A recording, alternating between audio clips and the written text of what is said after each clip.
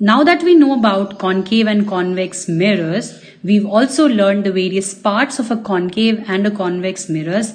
Let us move on to understanding the various rules which are very important for us to learn if we want to make the ray diagrams. Most of us find the ray diagrams very difficult, but if we follow these simple basic 3 rules, then we will never go wrong in making the ray diagrams.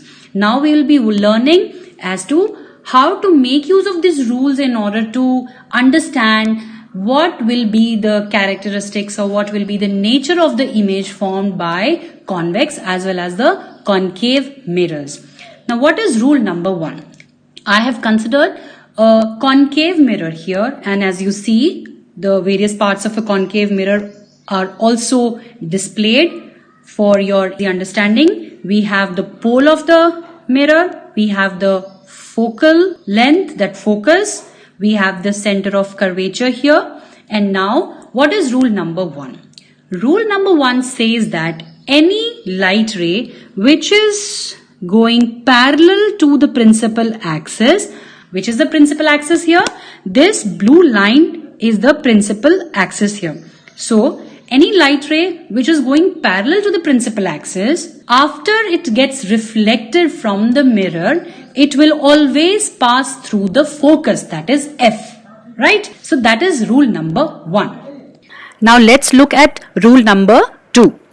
Rule number 2 states that any light ray which is passing through the focus after reflection by the concave mirror will always go parallel to the principal axis. Now this rule is exactly opposite to rule number 1.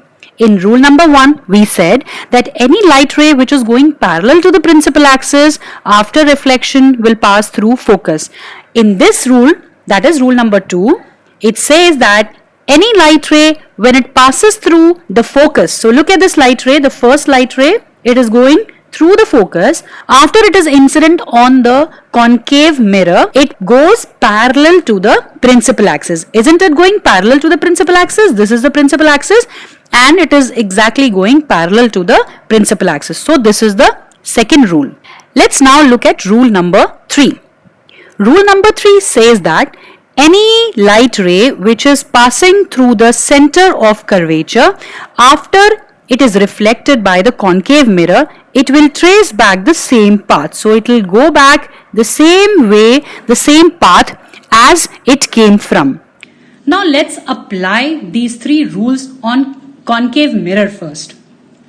So the first rule that we studied was that any light ray which is going parallel to the principal axis after reflection through the concave mirror will always pass through the focus. What was the second rule that we learned?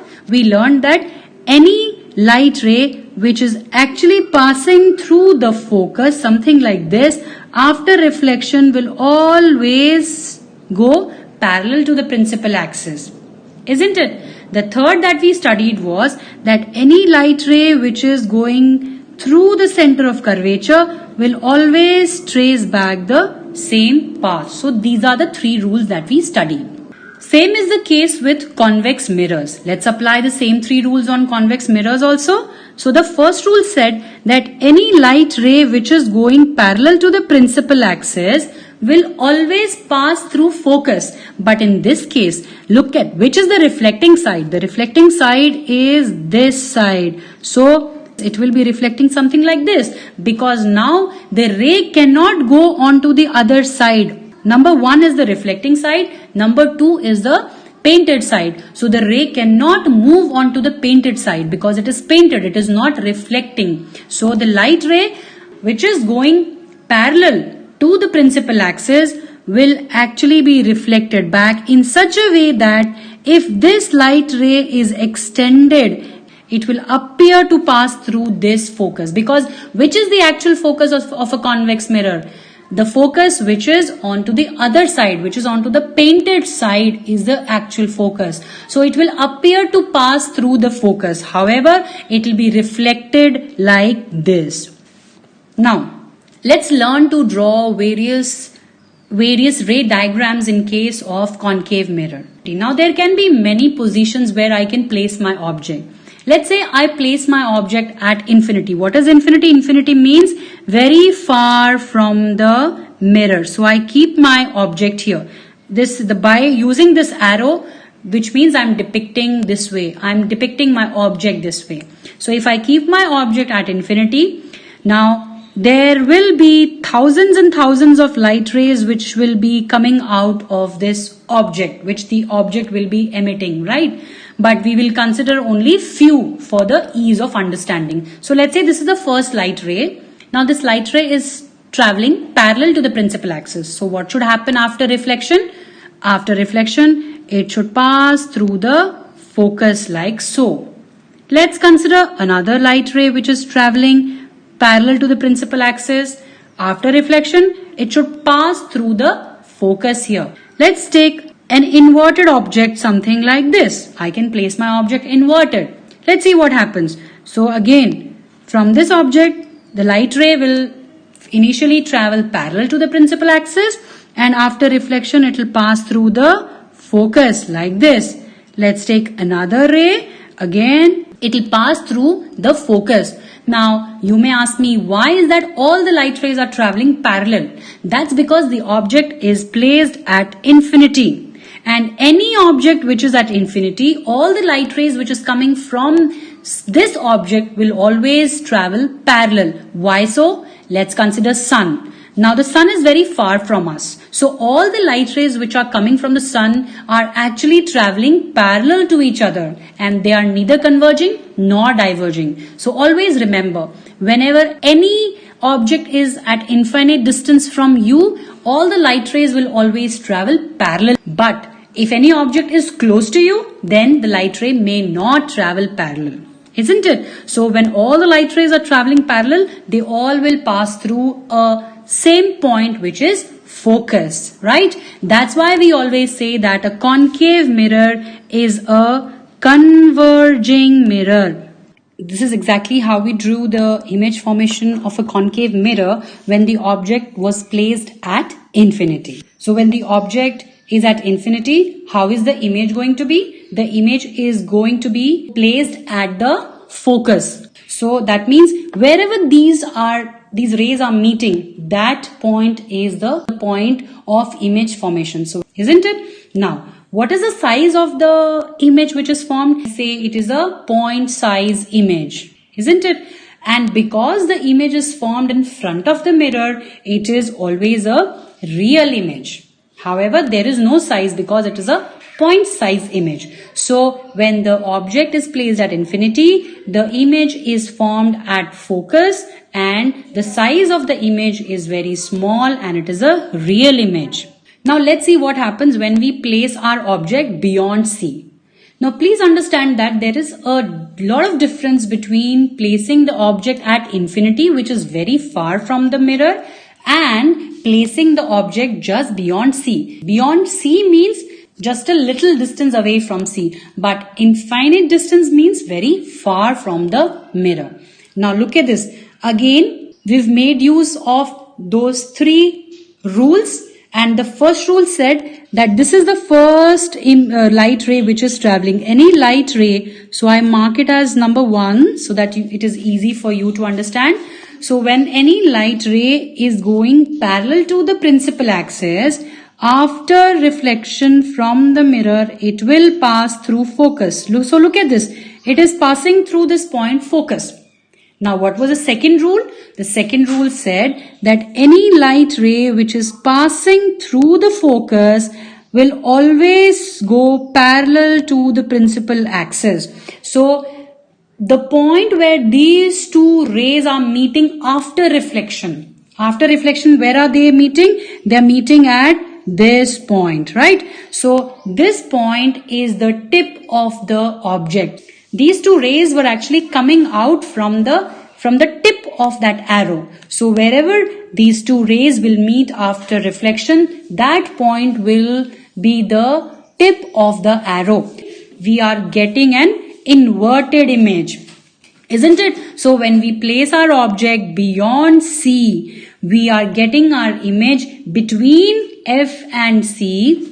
The size of the image is small and the image is real and inverted. Now remember that whenever it is inverted, it is also a real image. Another reason why we call the image as real image, because it is formed in front of the mirror, right? And it is inverted also. Now look at the third ray diagram. In this case, now we are slowly shifting our object towards the pole. So in the previous case, our object was just beyond C. Now the object will be at C. So when the object will be at C, again, the first ray is going to be parallel to the principal axis. So look at this. The ray is now parallel to the principal axis.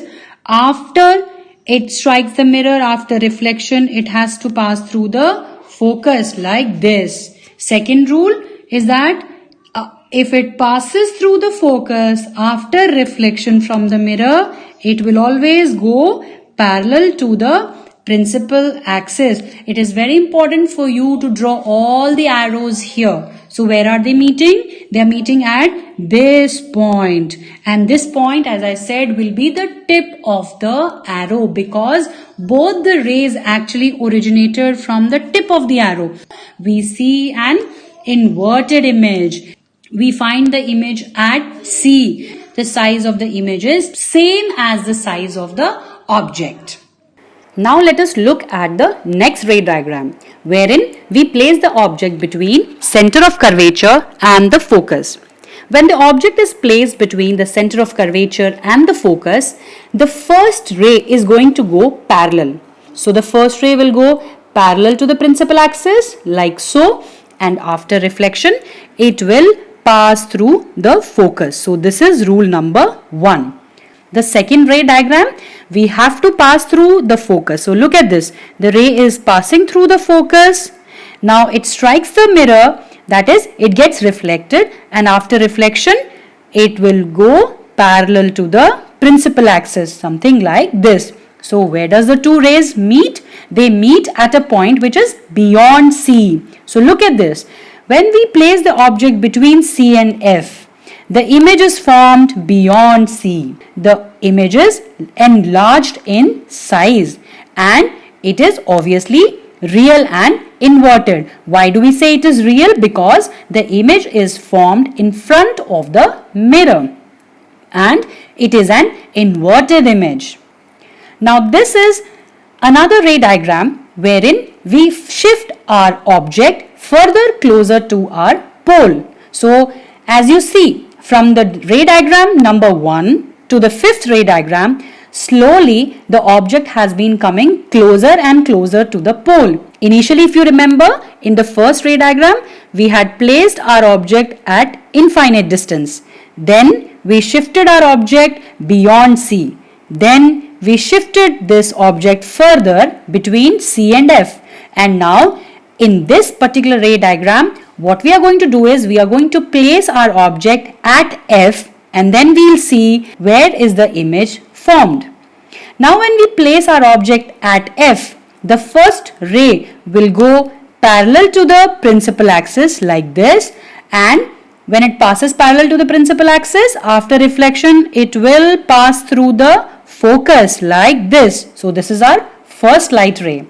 Let us see how does the second light ray travels. The second light ray obviously cannot pass through focus because the object is standing at the focus. So in this case, it will travel towards the mirror in such a way that it will trace back the same path and it will pass through the center of curvature like this. Do you think that these light rays can ever combine? No, because they seem to be parallel, but we say that these rays are not exactly parallel, but they are near parallel. So any two near parallel rays are expected to meet only at infinite distance. That's why we say that the image in this case is formed at infinity. It is going to be highly enlarged because they are going to meet at a much larger distance. And the third point is that this image will be real and inverted as in the other cases. Now this is the last ray diagram that we are going to study. In this case, we are going to place our object between F and the pole. So this is where our object is standing. We mark it with the letter O. Now, as in all the cases, what we did is the first light ray is always traveling parallel to the principal axis. So in this case also, let us consider a light ray which is traveling parallel to the principal axis. So this is the first light ray traveling parallel to the principal axis, and after reflection from the mirror, look at this, the light ray passes through the focus, isn't it? Now, the second light ray is going to travel towards the mirror in such a way that it is going to bounce back and trace back and pass through the center of curvature. Towards this, if we are standing here and if we are looking at these two light rays, what do we see? We see that the two light rays are coming towards us and they are diverging. So there is no way that these rays are ever going to meet. But if we extend these two light rays on the other side, the two light rays appear to meet. Obviously, this image is not formed by the real image, but the image is formed because of virtual image. So this kind of image will be a virtual image. It is an upright image. So now that we have done all the ray diagrams with respect to the concave mirror, let us summarize all the ray diagrams.